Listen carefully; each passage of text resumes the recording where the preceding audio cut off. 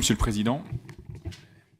Madame la Présidente, moi j'avais deux sujets. Alors un sujet beaucoup plus local, plus particulier, qui est lié à l'utilisation des données aussi à l'étranger, puisque c'est vrai qu'on a des expérimentations de type vote électronique.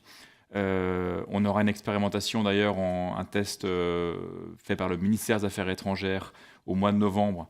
Donc là, on va essayer d'avancer sur cette question du vote électronique et de la protection des données, et puis de la capacité aussi à voter, puisqu'il y avait eu quand même quelques soucis la dernière fois. Donc, est-ce que vous avez été saisi sur cette question-là?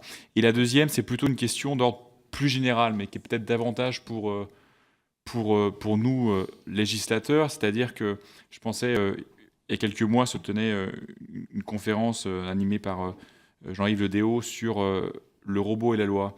En fait, moi, je pense qu'il y aurait quelque chose à faire du côté du code et de la loi. Parce que de plus en plus, on est sur la question de l'appréhension des codes sources. Je pense à la question aussi, même récemment, là, qui va poser, et ça touche toutes les commissions de cette Assemblée, la question des codes pour le secteur bancaire, hein, les codes en chaîne, enfin le chaining code.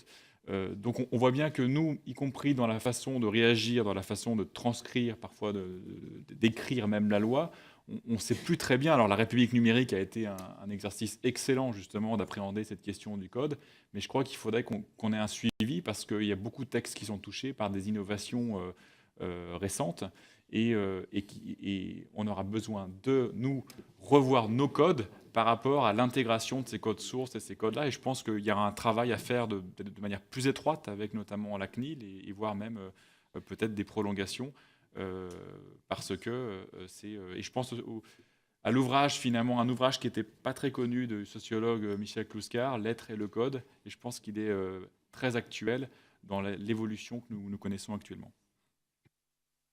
Si, Madame Le Dain, dernière oratrice.